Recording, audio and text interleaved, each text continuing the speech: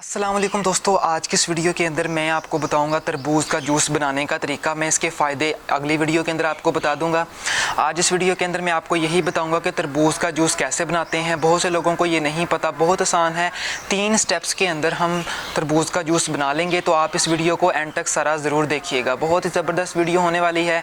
तो आपने वीडियो को एंड तक सारा ज़रूर देखना है। इंशाल्लाह ताला इस वीडियो के अंदर आप ये सीख पाएंगे कि तरबूज के जूस को हम कैसे बनाते हैं। तो वीडियो अच्छी लगेगी तो वीडियो को लाइक ज़रूर कीजिएगा। अगर आप हमारे चैनल पर नए हैं, सब्सक्राइब नहीं किया तो सब्सक्राइब कर लें, घंटी को भी दबा लें ताकि जो भी नई वीडियो मैं बनाऊं वो आप तक पहुंचती रहें। तो चलिए सीखते हैं तरबूज का जूस कैसे बनाया जाता है।